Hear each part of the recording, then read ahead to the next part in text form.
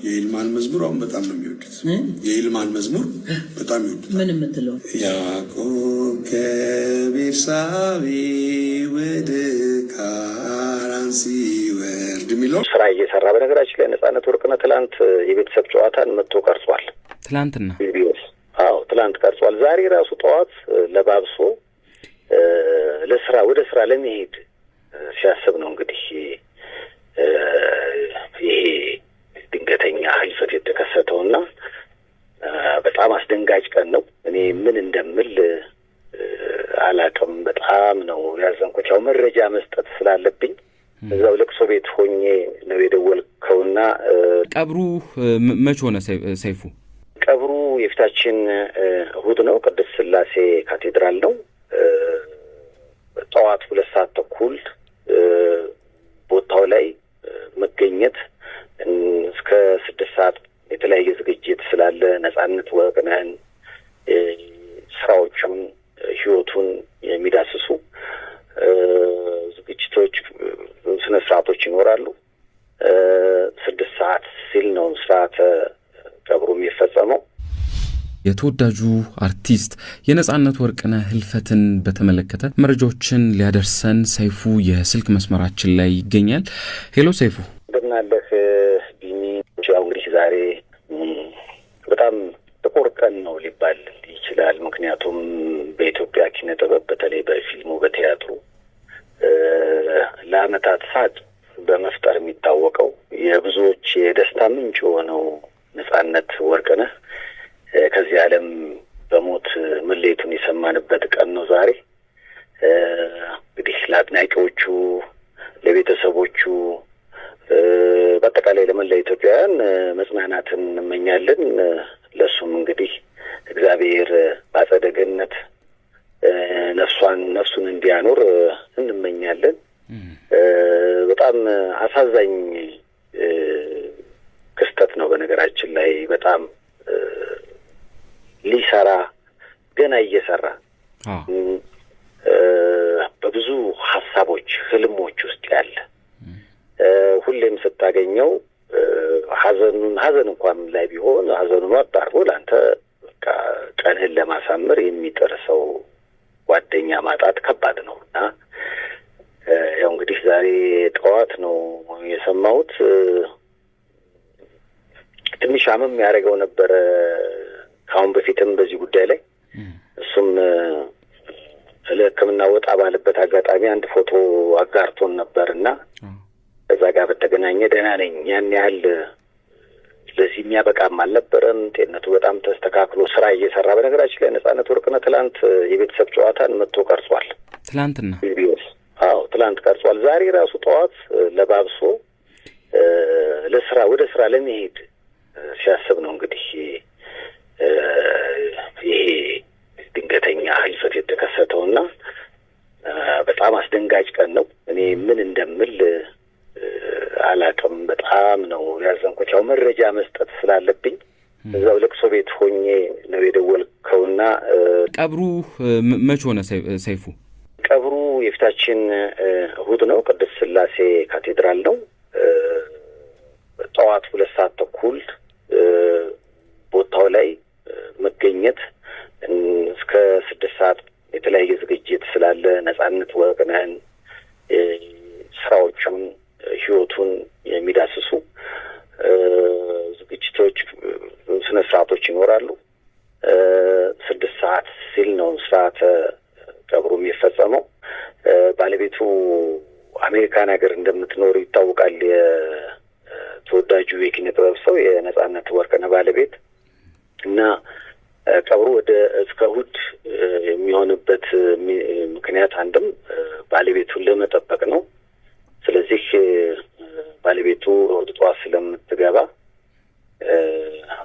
እሑድ ነው ስርዓተ ቀብሩ የሚሆነው።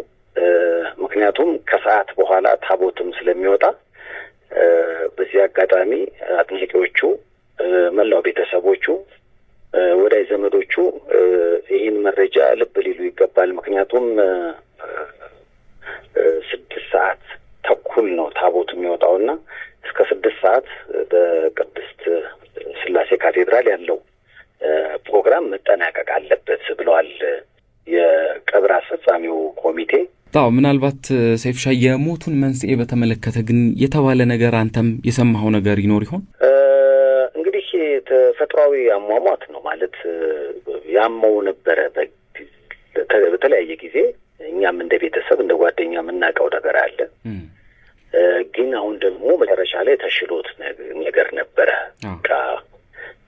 እየታገለ ነው አንዳንዴ የሚሰራው እንጂ ህመም አለ። ያ ህመም እንግዲህ በጊዜ ሂደት ይሻለው ይሆን? አንዳንዴ ይሻልህና አንዳንዴ ደግሞ ሳይሻልህ ይቀር የለ። ልክ እንደዛ ነገር ሆዶ በቃ እየተሻለው እኔ ተገናኝተናል። የዛሬ 15 ቀን አግኝቼዋለሁ። እኔ ለሰይፉ ቤቤስ ቀረጻ ስገባ እሱ ቤተሰብ ጨዋታ ቀርጾ ሲወጣ እና በጣም በቃ እንደውም በቃ አማረብህ ተባብለን በቃ አምሮበት በቃ በጣም ለየት ያለ ነገር ባይቻው የተሻለኝ ነው። በቃ ጥሩ ላይ ነኝ።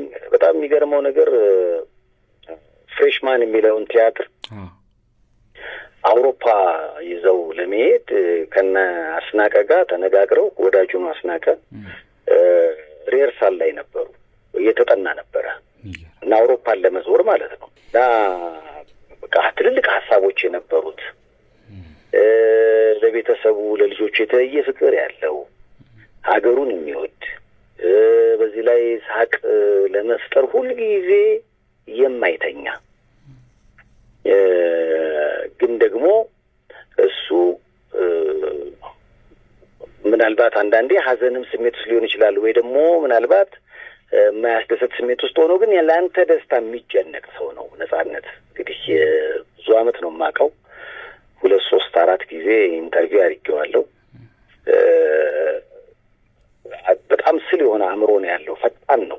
ለቀልድ ብቻ የተፈጠረ ነው እና ግን አንዳንዴ በተለይ አሁን እንደ ሶሻል ሚዲያዎች ላይ የሚጽፋቸው ጠንከር ያሉ ጥቅስ የሚመስሉ ነገሮች ነበሩና ይገርመኝ ነበር። እንዴ በአካል የምናገኘው ወይም ስንገናኝ የምንጨዋወተው ያ በጣም ቀልድን መሰረት ያደረገው ነጻነት።